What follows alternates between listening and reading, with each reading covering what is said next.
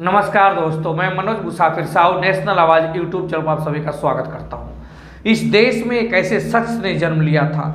जन्म तो वो राजा के घर में लिए थे, लेकिन उनके दिल में गरीबों के प्रति, अति पिछड़े समाज के प्रति और पिछड़े समाज के प्रति पूरी तरह से सम्मान और प्यार धधक रहा था। वो व्यक्ति इस देश के 80% आबादी के लिए, 85% आबादी के लिए कुछ करना चाहते थे और उन्होंने जब मौका मिला तो किए भी। इस देश में जब करप्शन, बोफोर्स घोटाले से लेकर तमाम करप्शन देश का मुद्दा हुआ करते थे, तो उस राजा के बेटा जो एक समय वो वैज्ञानिक बनना चाहता था, लेकिन जीवन करवट लेती हुई उसकी इलाहाबाद से बनारस से पुणे तक शिक्षा होती है और बाद में वो राजनीति में शामिल हो जाता है। तो पूरे देश की जनता और ये मीडिया उसके लिए नारा लगाती है उस शख्स के लिए कि ये राजा नहीं फकीर है, देश का तकदीर है।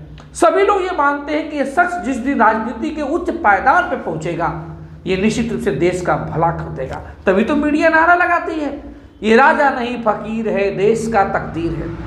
समय करवट लेता है और ये व्यक्ति सामाजिक न्याय करते हुए 3743 पिछड़ी जातियों के लिए मंडल कमीशन की रिपोर्ट लागू कर देता है।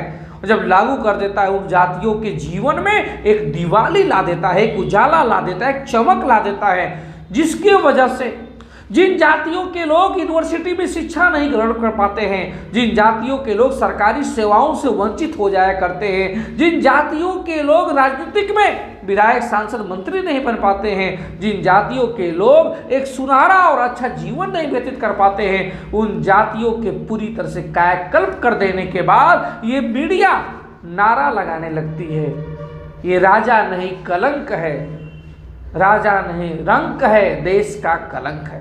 तो जो मीडिया नारा लगा रही थी कि ये राजा नहीं फकीर है, देश का तकदीर है, वो अचानक बदल जाती है, अब कहती है कि राजा नहीं रंक है, देश का कलंक है। आखिर ऐसा क्या हुआ? मैं बात कर रहा हूँ विश्वनाथ प्रताप सिंह का।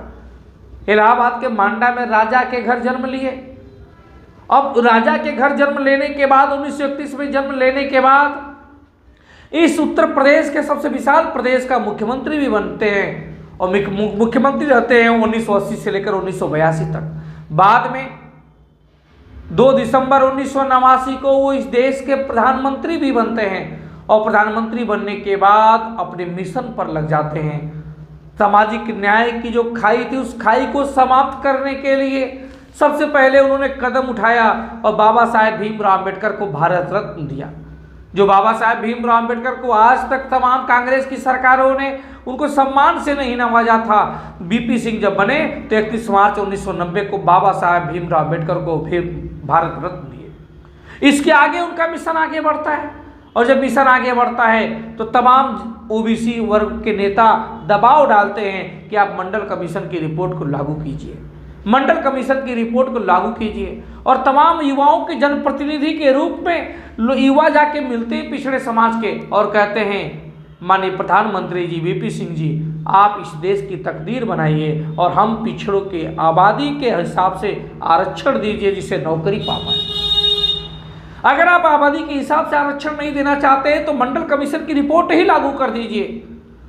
वीपी सिंह ये बात सुनते हैं और सुनने के बाद सोचते हैं कि अब मैं क्या करूं। इस वीडियो में वीपी सिंह साफ साफ शब्दों में कहते हैं, साफ साफ शब्दों में कह रहे हैं कि हम लोग क्या करें, बताइए क्या आप लागू करेंगे कि नहीं करेंगे। फिर वीपी सिंह ने लागू कर दिया। आप सभी को याद होगा 7 अगस्त 1990 को उन्होंने प्रेस नोट जारी किया कि अब मंडल कमीशन की रिपोर्ट को लागू किया जाएगा। 13 अगस्त को अधिसूचना जारी कर दी और 15 अगस्त 1990 को लाल किले के प्राचीर से उन्होंने घोषणा बाकायदे कर दिया कि अब 3743 जातियों को 27% रिजर्वेशन पिछड़े समाज के व्यक्ति को मिलेगा। लेकिन दुर्भाग्य है इस देश का कि जो मीडिया उनका पूजना चाहिए, जो समाज के लोग पूजने चाहिए, नहीं पूछते। 2008 के दिन उनका देहांत हुआ था और 27 नवंबर आज है, लेकिन फिर भी देश की मीडिया और हमारे पॉलिटिकल पार्टीज, जितने पिछड़े समाज की पार्टीज हैं, कोई भी उनकी पुण्यतिथि मनाना नहीं चाहता। नहीं चाहते सामाजिक संगठन पुण्यतिथि मनाने। उनकी बदौलत उनके घरों के बच्चे नौकरी कर रहे हैं, उनके घरों के बच्चे यूनिवर्सिटीज में पढ़ रहे हैं, लेकिन वो भूल गए, बीपी सिंह को भूल गए। इसी वजह से आदमी सोचता है कि पिछड़े और पिछड़े समाज के लिए हम करके भी क्या करेंगे। बाबा साहेब भीमराव अम्बेडकर ने दलितों के लिए किया तो दलित भगवान की तरह पूछते हैं, लेकिन विश्वनाथ प्रताप सिंह ने पिछड़ों के लिए किया, अति पिछड़ों के लिए किया। पिछड़ा अति पिछड़ा को बीपी सिंह को सम्मान करते हुए, सम्मान मनाते हुए आपने देखा? नहीं देखा होगा। जब बीपी सिंह ने मंडल कमीशन की रिपोर्ट लागू की तो यूनिवर्सिटीज में बाहर आ गई, विरोध होने लगे और महिलाएं, लड़कियां और स्टूडेंट, छात्र छात्राएं आत्मदाह करने लगे। गोस्वामी नाम के एक लड़के ने भी आत्मदाह कर लिया। और जब युवाओं के प्रतिनिधि मंडल पिछड़े समाज के विश्वनाथ प्रताप जी के पास गई और कही कि सब लोग विरोध कर रहे हैं, क्या हम लोग भी आगे आ जाएं? उन्होंने कही तुम चिंता मत करो, मैं जब तक हूँ, मुझे जो काम करना था वो कर दिया है। अब बच्चा माँ के गर्भ से बाहर निकल के जन्म ले चुका है, अब उसको कोई रोक नहीं सकता, अब उसका गर्भपात नहीं हो सकता क्योंकि बच्चा जन्म ले चुका है। मतलब मंडल कमीशन की रिपोर्ट लागू हो चुकी है, अब वो वापस नहीं हो सकते। निश्चिंत रहो, अपने भविष्य को सुधारो। ऐसे थे महान बीपी सिंह। लेकिन दुर्भाग्य है, लोग नहीं जानते, लोग नहीं सुनते और लोग नहीं उनके बारे में चर्चा करते। परिचर्चा और चर्चा बराबर उनके बारे में होती रहनी चाहिए, जिससे कि आने वाले समय में अन्य लोग सामाजिक न्याय करें।